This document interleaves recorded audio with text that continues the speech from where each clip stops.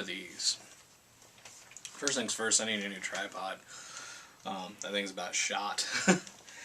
Alright, so the last steps, the last video here I want to talk about today is video 6, the capstone and the final. So, one of the courses that I had the most difficult time with the entire program was C207, Data-Driven Decision Making. This was a hybrid course. It was both a essay and a test. The essay, not to get political, I wrote about minimum wage and how a rising minimum wage actually does not help employment. It actually reduces employment. And pulled the data from the top, the 5 highest states that have the highest, or not unemployment, highest minimum wage currently, and I went back to 2008 because that was the last time the federal minimum wage was raised, and followed the data for over the course of 10 years, and the numbers were staggering. Every time there was a hike in the minimum wage, employment went down. So that was the whole essay I wrote there. And then the test, I took the test numerous times. I had numerous problems with the test. It just took forever to get done. I was so glad to see a passing score on that test so I could finally get my capstone done. And this is the only hybrid course within the program. It's the only one that you do both a test and an essay. Overall, for me, the difficulty was like a 10 out of 10. So, I know I didn't rate any other courses, but for me that was the toughest. So, on to the capstone. So, when I originally thought I was going to have my program done within the first 6 months, we enrolled in the capstone. We did all the pre-work for the capstone. There were a few things you had to do beforehand, where you had to take some availability quizzes and things like that, and you got set up in a group, and then you had to do the CapSim. The CapSim was really cool. You were doing a thing where you were making sensors, and the team that I was on, I was the marketing coordinator and the CEO of the company, which really meant that I set up the meetings. Marketing was my undergrad, so going into that I thought it was going to be the easy side of it. It was not at all. You had to forecast and predict how much you were going to need to market the stuff, and we didn't do so well in the pre-term, and then when we got into the actual test part of it, we did a lot better. So that was that. I did that before the end of March. I had those 2 tasks completed, but I couldn't submit them because I had to remove the capstone from my course of study. So then after that, when I finally completed data-driven decision-making, I was able to submit the first 2 tasks and have them done right away. So task 3, tasks 3 and 4 go together. Task 3 is the paperwork for your capstone, your non-disclosure agreements, things like that you have to fill out that, releases you and the company that you're working for from legal liability, and WGU as well if they want to publish your capstone or whatever. So my idea for task 4 actually came up through an accidental application for a job. So I got a phone call, or I got a message from my director saying, hey, I want you to come down here and I want you to talk to me. I was like, oh, okay, what's going on? He said, I thought we had an agreement that if you were going to apply for a job, you were going to notify your boss. And I was like, I am. He goes, well, then why did you apply for my associate director position? I was like, oh, I made an update to my resume, and I wanted to make sure that it went on to my record, so if somebody pulled it, the update to my resume was on there. And then he and I just happened to start talking about some changes that he wanted to make within our department. And as he and I talked about it, I said, you know what, I think I kind of want to do this for my capstone. And it turned into, about a week later, he and I had an hour-long meeting where I was like, okay, this is what you want to do with this. All right, cool. How many people do you want for this? How many people do you want for this? All right, what are we looking at for budget? What are we looking at for budget constraints? All this. And by the time I was done, it was really funny because I had an idea of what I wanted to do, and then after working my way through the steps and talking about the task and putting everything into motion, I actually kind of made a mistake because I had an idea of an overall budget, including employee wages and everything, of around $1 million. And by the time I was done, and I was done writing and incorporating all of the employees and technology and everything else, it ended up being a $3 million project. So it's one of those things that when you think something, you're like, we could do that for this much, and then by the time you factor in your salaries and training capital and everything else, by the time you're done, your budget might be blown out of the water. Of course, I did have a $150,000 technology budget, or technology projection, that I said, okay, we're all going to give everybody Mac computers and iPads to be able to take everything, which was, $2,000 a computer and all this. Like, ended up being $3,000 an employee. So there were certain things like that that I just overshot just to overshoot them in a way. I only had to do one revision for task 4. And ironically, my essay for my MBA was actually 10 pages shorter than my essay for my bachelor's program, which was pretty wild.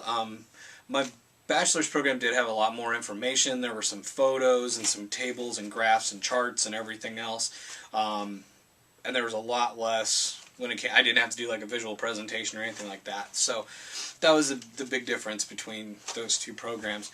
Of course, this is really funny. I have this written out and underlined.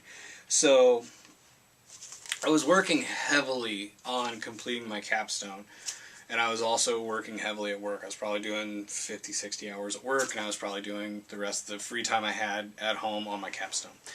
But I have down here Billy Joel thesis, and I remember while doing this, one night I came downstairs, and it was obviously from sleep deprivation and everything else, but I just walked up to my wife, and I was like, hey, I have a thesis. And she goes, and of course the funny thing is she just looked at me and goes, what, James? What do you need to tell me?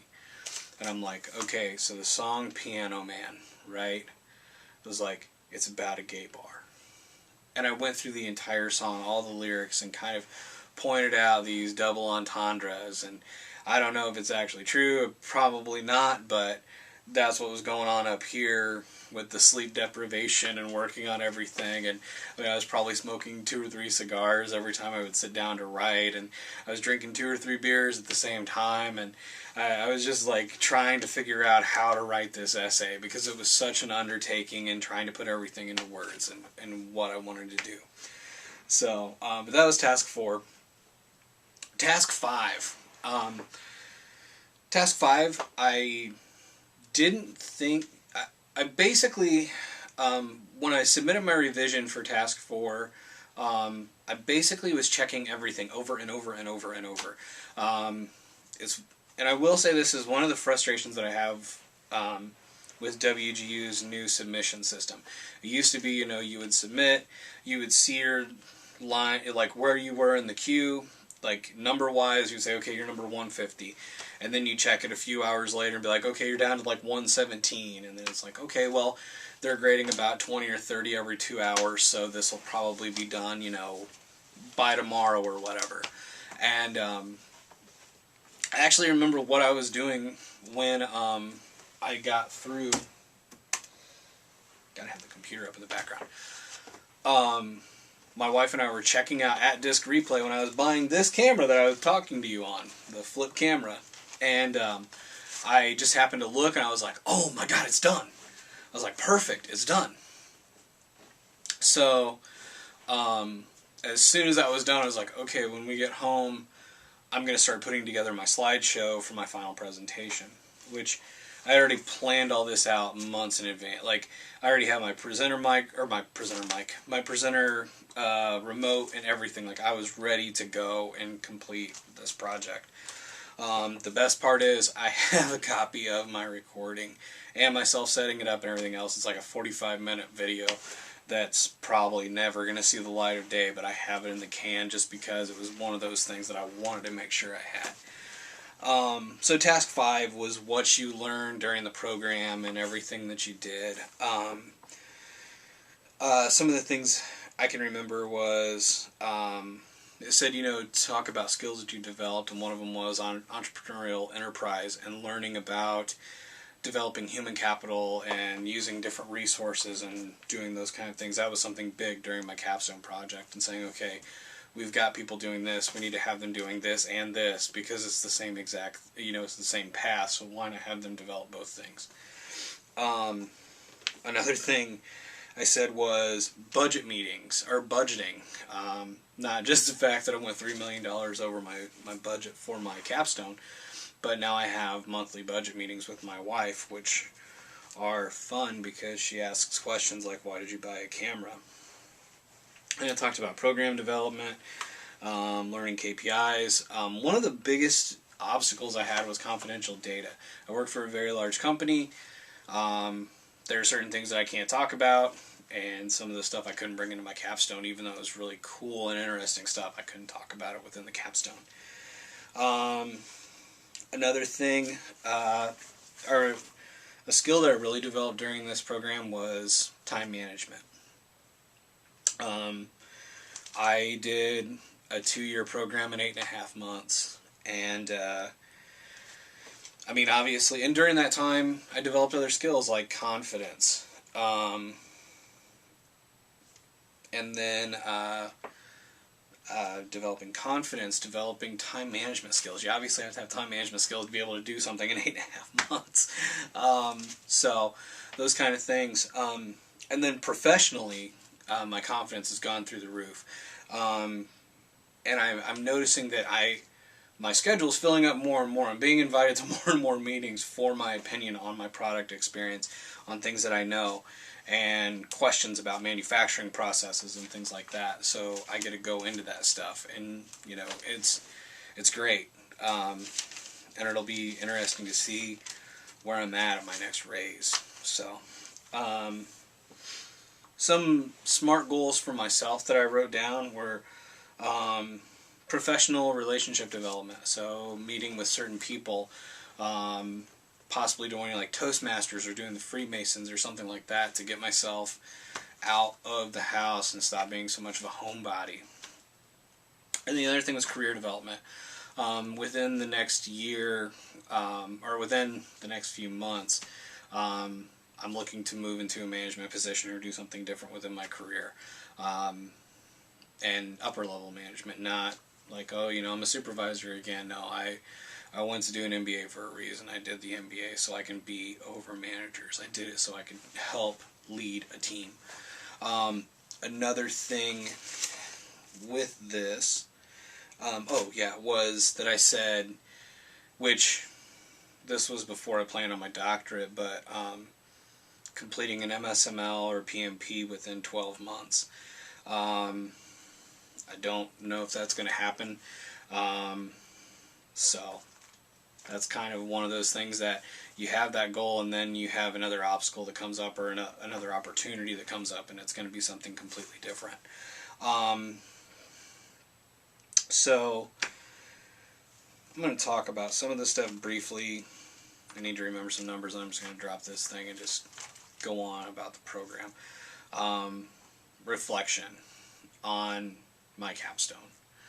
Number one, it's not easy. If it were easy, everybody would do this, and it's not easy.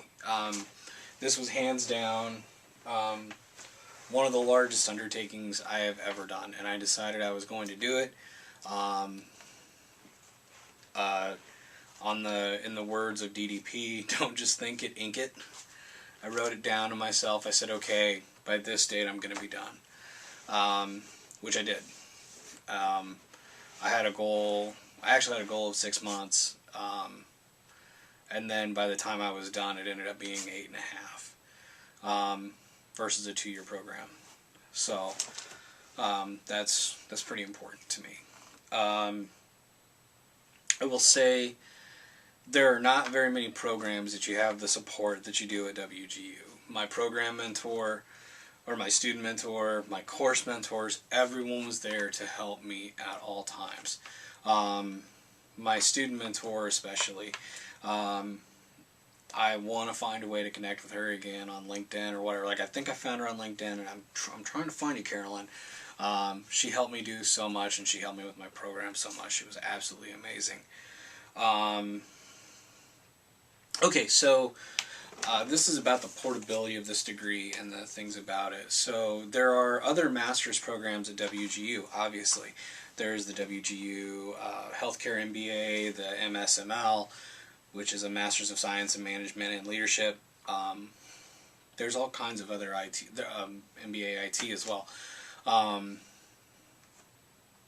Masters in Nursing. There's all kinds of master's degrees.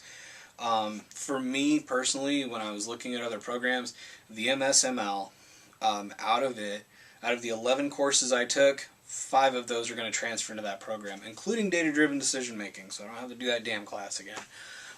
What that equals for me is, if I wanted to pick up another master's degree, I could do it in about it would be 6 classes, so at the rate I was going, it would be less than 6 months to pick up my second master's degree.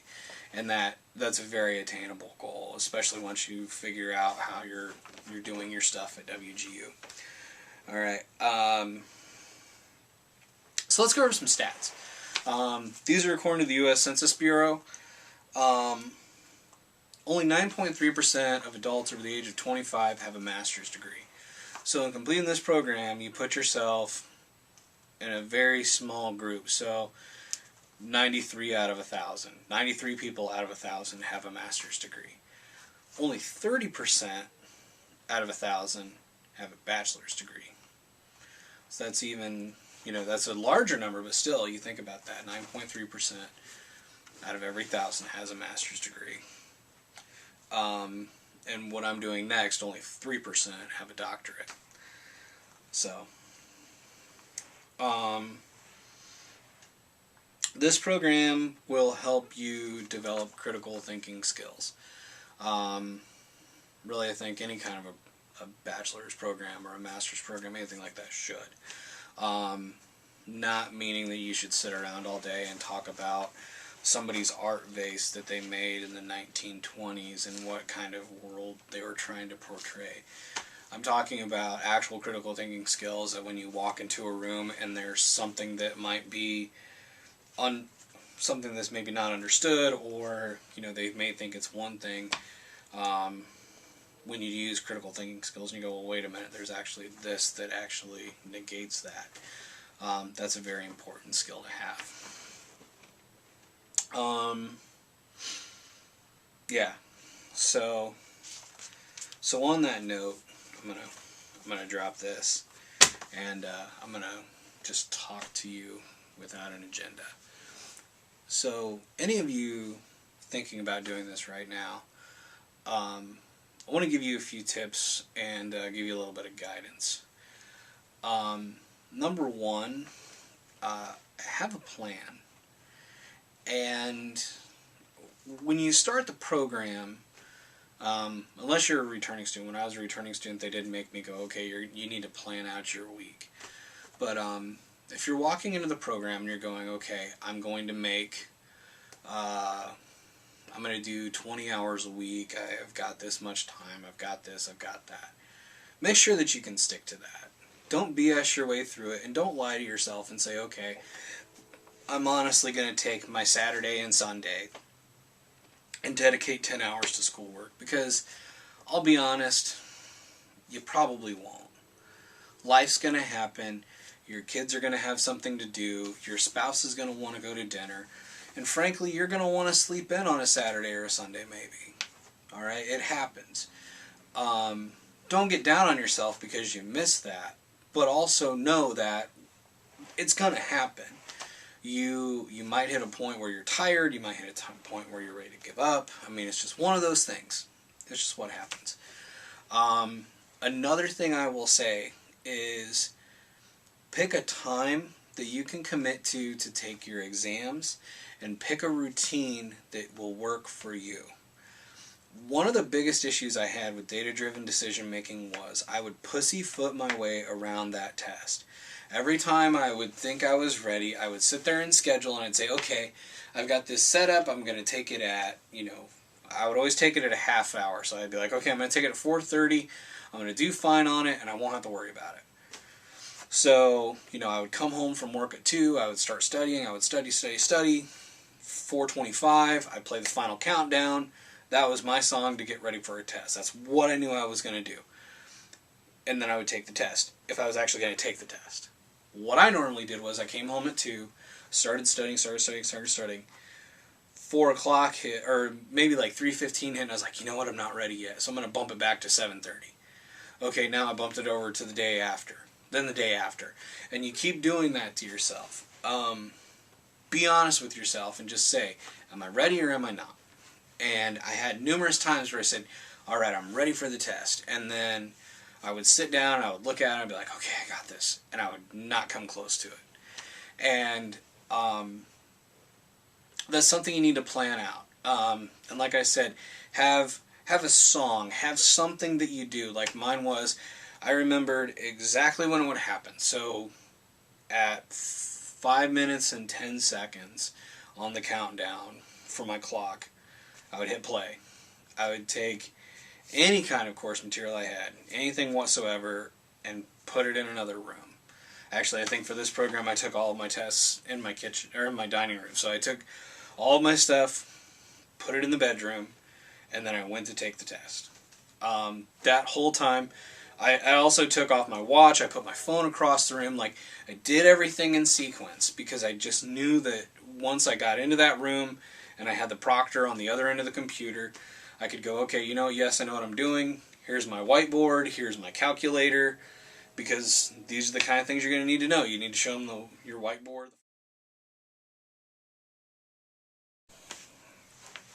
All right. So, first off, let's get that straighter. There we go. All right. Number 1. I know why flip video went under now. So what I was talking about was getting ready for the test, getting ready for the proctoring and all that.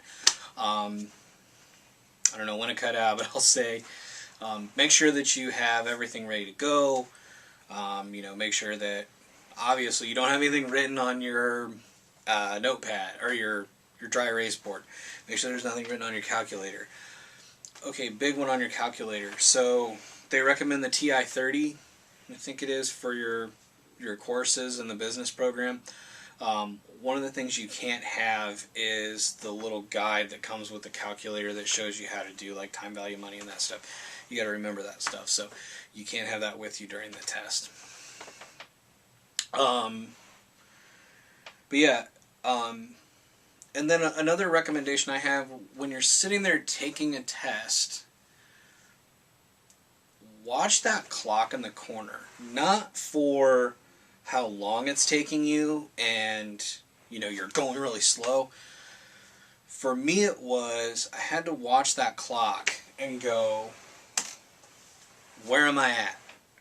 Where am I at time-wise? Because there were so many times that I was taking a test and going, alright, I've zipped through this, I've zipped through that, and I would look over and I'd be like, oh man, what time is it?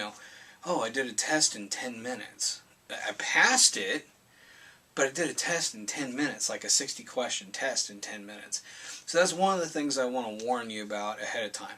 When you're working on a test, look at that clock and just kind of make sure that you're going through it the way you want to. Also, on top of that, with the take a break feature, I never had to use this. I've never used this. But from what I've read, when you click take a break, everything you've answered up to that point, you can't go back and edit. So if you do that, just know that. Okay. Let's see what else. Also, when you end your test, make sure you tell your proctor, yes, I'm good, thank you, and then go check your test score. Let's see. What else? Proctor's test. This, that, the other. Okay, so your essays. I will say that I think there were templates for almost all the essays on there, which is absolutely amazing to have. One of the things that I know that you can do is Google course titles and find already written essays. I would not suggest doing this. Because if you try to find those essays, or you find those essays, I as a writer know this, if I read someone else's work, I instinctually will write like that person, or I will write, that same essay without even thinking about it. So just know that going into this. If you're going into something and going, okay, I'm going to write this 12-page paper. Oh, look, I've got this paper by John Smith that it's about it too. Okay, don't even think about it, because it will get in your head. Also, another thing too that I highly recommend for, let's see, for any of the courses that can, like for any of the courses that, let's say that's a 5 to 6 page paper or whatever, I recommend taking a 2 to 3 hour block of your time and trying to write the rough draft of that paper. And then maybe not look at it for a day and then come back and look at it again. Reason why is you find a lot of your grammatical errors, and you may notice where you're like running on when you're thinking about things. I know I did that for quite a few of them. There was something else when it came to testing. Oh yeah, one other thing. Reviewing your material as long as you want to is great, but one thing my professor did for C207 that was so great was, it was obviously the last time I took it. I was studying, and trying to get ready for the test, and trying to pass that test. And she called me the day of, and she's like, "How you doing, James?" I was like, "I'm doing good." She goes, "Okay." She goes, "So, what are you doing right now? What time's your test scheduled for?" And I was like, "It's scheduled for 4:30. And this, I think it was about 3 o'clock when she called me, and she goes, "Then put away your material. Don't look at anything else. Don't review anything until 4:15. She goes, "Even if you need to review anything else." And I did that, and that was actually what helped me pass, because I was putting so much pressure on myself and trying to absorb so much information that as soon as I said, okay, I'm going to just stop looking at this, I finally passed it. So those are the kind of things that you want to think about. I know that this video right now is probably about 35-40 minutes, but it's the end of this, so I wanted to get out as much information as I could. So if you like this video, please like it, please subscribe, share it. I don't care what you want to do. I'm going to go ahead and put my Twitter handle in this video, so if you want to get a hold of me on Twitter or whatever, if you have any kind of questions for me about this, please put them in the comments below. Also, this is where I'm going to finally talk to current students and graduates. If you're a recent hell, it doesn't matter when you graduated. If you're a graduate of WGU, please put down below your if you want to put your name in there, it's okay, your program and year of graduation. If you're attending a recent graduation, or if you've attended a recent graduation, put it down in the comments below. I'll tell you right now, I'm planning on, if it's going to be there, WGU, February 2020, hopefully Orlando. I wanted to go to Texas this year, but that's my wedding anniversary. On my wedding anniversary, October 12th. So, I didn't exactly want to be like, "Hey honey, let's celebrate us," but hey, I got to put on a gown. I'm not going to do that. So, anyways, if you're attending or if you've attended or you're going to a recent graduation, or hell, if you graduated 10 years ago in Salt Lake City, put it on there. I don't care. Alright? So, this is the end of my WGU series. If you want to see more content like this, please comment below. And then, next, I don't think I'm going to do the weight loss thing yet, but I am fat. and I am doing a weight loss series. I'm down about 20 pounds right now from when I started this thing. If you watch my first video to now, that was about 6 weeks ago. So I will tell you right now, I am starting a weight loss channel. But I'm not going to put this out until I'm down about 50 pounds. So I'll start that. Number 2, I'm also a motorcycle rider. If you didn't notice, all the Harley shirts, and well, I guess I'm wearing a Guinness beer shirt today. That's why I have the fat body. I've got a lot of GoPro videos and things like that I want to start releasing and start kind of pushing this stuff out there. I'm going to start releasing some content on this channel and putting some stuff out there for you guys to watch and to get to, you know, interact and socialize with. So anyways, though, thank you. If this is the entire series, you've watched the entire thing, thank you so much. You've spent like over 2 hours watching me talk about something. And if you're thinking about it, do it. It's all about you. If you're a current WGU student, don't quit. There's a light at the end of the tunnel. If you're a current college student, don't quit. There's a light at the end of the tunnel. So, but this is the final video of this one, and this is me signing off. Thank you for watching.